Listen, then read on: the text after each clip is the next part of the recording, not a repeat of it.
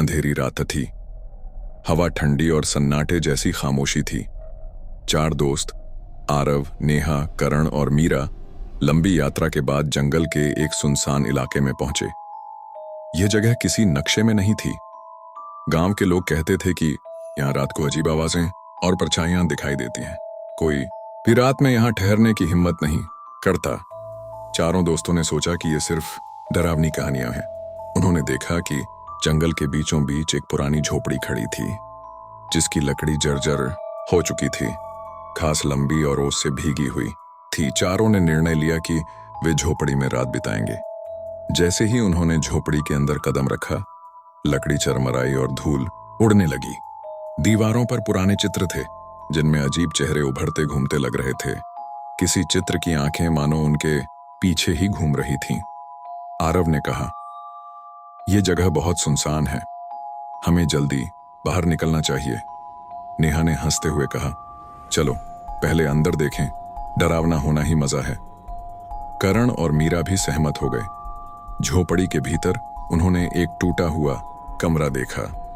कमरे की दीवारें जर्जर थीं, फर्श पर पुराने खून के धब्बे दिखाई दे रहे थे। अचानक कमरे के कोने से फुसफुसाहट गूंजी, कौन यहाँ आया? चारों ने एक दूसरे को देखा, कोई जवाब नहीं दिया। जैसे ही वे कमरे का निरीक्षण कर रहे थे, दरवाजा अपने आप बंद हो गया। अजीब ठंडी हवा पूरे कमरे में फैल गई। चारों का डर बढ़ गया। निशा ने कहा, हमें बाहर जाना होगा, लेकिन दरवाजा अब खुल नहीं रहा था।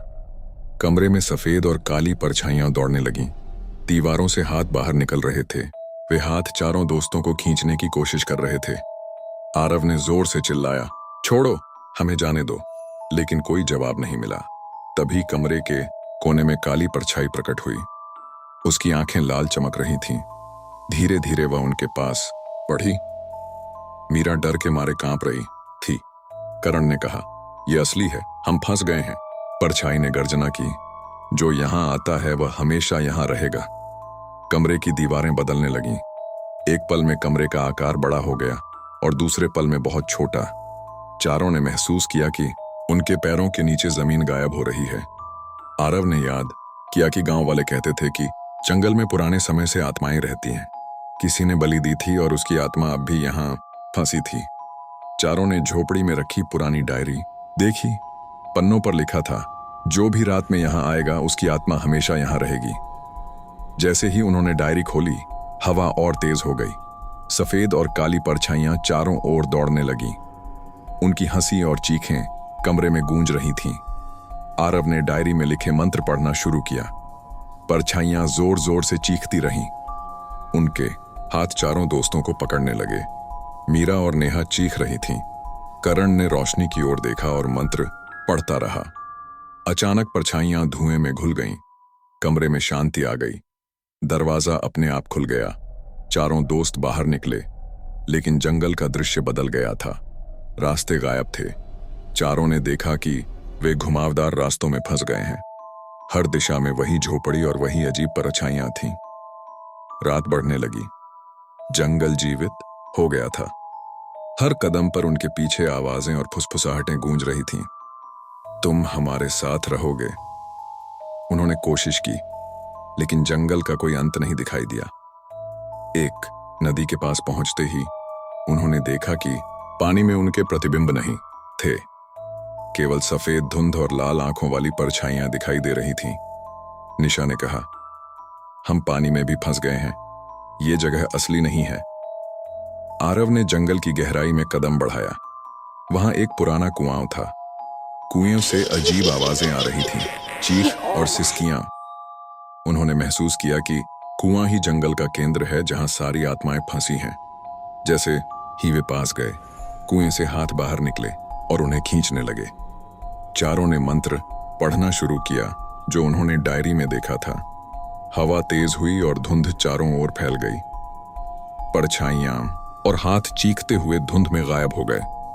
जंगल का दृश्य सामान्य लगने लगा। उन्होंने देखा कि रात के पहले जैसा जंगल अब धीरे धीरे शांत हो रहा था। सुबह चारों दोस्त जंगल से बाहर निकले, लेकिन उन्हें पता था कि यह केवल अस्थायी शांति थी। जंगल अब भी अपनी परछाइयों और फुसफुसाहटों के साथ जीवित है। गांव वाले कहते हैं कि सुनसान जंगल केवल जंगल नहीं, यह एक जीवित भूतियां जगह है जहां रात के अंधेरे में अदृश्य हाथ और आत्माएं घूमती हैं।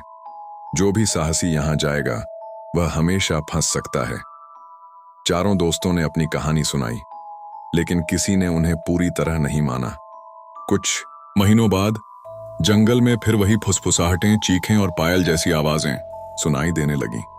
जंगल अब पहले से भी डरावना और भूतिया हो गया था। जो भी रात के समय वहां जाता है उसे पता नहीं चलता कि वह बाहर आएगा या नहीं, पर जंगल की परछाई हर कदम के पीछे है। अंधेरा और रहस्य हमेशा वहां रहेगा। पहली रात के डर के बाद चारों दोस्त आरव, नेहा, करण और मीरा सोचना शुरू कर चुके थे कि उन्हें जंगल के रहस्य को समझना होगा। उन्होंने सुना था कि जंगल में एक अंतहीन भूल भुलैया सुट्टा है जहां रात होते ही आत्माएं जाग उठती हैं। जैसे ही रात हुई, चारों ने महसूस किया कि जंगल का अंधेरा पहले से भी घना और गहरा हो गया है। हवा ठंडी और सन्नाटे जैसी खामोशी के साथ आई। चारों ने तय किया कि वे जंगल के मनकुएं के पास जाकर रहस्य जानेंगे।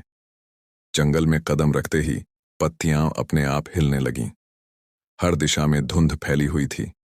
अचानक एक हल्की रोशनी दिखाई दी जो उनकी ओर बढ़ रही थी। मीरा ने कहा, यह कहां से आई? पर रोशनी उनके आसपास मंडराने लगी और अचानक गायब हो गई। चारों दोस्तों ने देखा कि जमीन पर पैर के निशान अपने आप बदल रहे थे।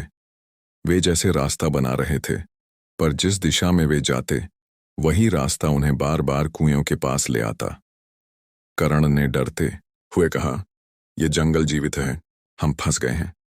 कुएं के पास पहुंचते ही हवा में सिसकियों की आवाजें गूंजने लगीं। कुएं के अंदर अजीब सा लाल प्रकाश फैला था। कुएं से हाथ बाहर निकले और हवा में झूलने लगे। आरव ने डायरी खोलकर मंत्र पढ़ना शुरू किया। जैसे ही मंत्रों की आवाज फैली, परछाइयां धीरे धीरे कुएं के चारों ओर जमा हो गईं।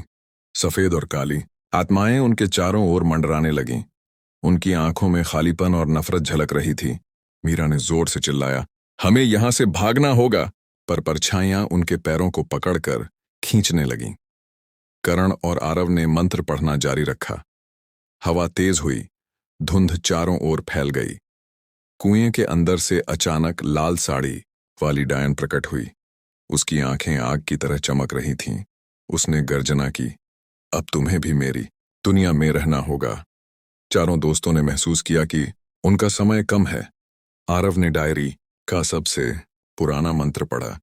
जैसे ही उसने आखिरी शब्द कहा, कुएं से अजीब सी रोशनी बाहर आई और परछाइयां चीखती हुई धुंध में गायब हो गईं। लाल साड़ी वाली डायन भी धुंध में घुल गई। जंगल में अचानक सन्नाटा छा गया। हवा शांत हो गई। चारों ने महसूस किया कि उन्होंने पहली बार जंगल की आत्माओं से सामना किया और बच गए। लेकिन जंगल का डर अब भी उनकी नसों में था।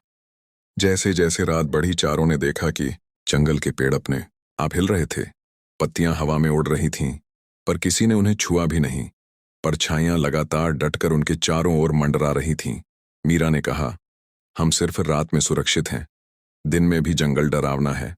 निशा ने जोड़ा, लेकिन रात में तो आत्माएं जागती हैं, उनका शिकार कोई भी हो सकता है। आरव ने देखा कि कुएं के पास कुछ नए निशान उभर रहे हैं।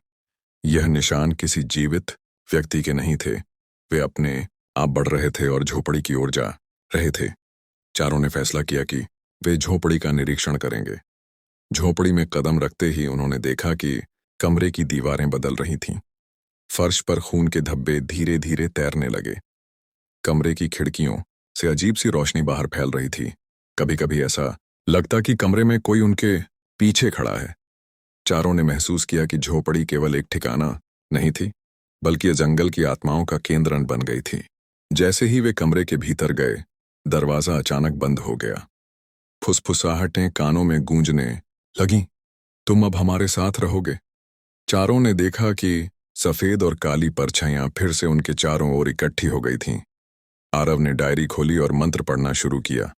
हवा तेज हुई, धुंध फैल गई और परछाइयां चीखती हुई गायब हो गईं। अचानक झोपड़ी का एक हिस्सा नीचे धंसने लगा। चारों दोस्तों ने महसूस किया कि जंगल अभी भी जीवित है और उनका पीछा कर रहा है। जैसे ही वे बाहर निकले, देखा कि जंगल का दृश्य बदल गया था। हर दिशा में वही पेड़, वही धुंध और वही अजीब रोशनी थी।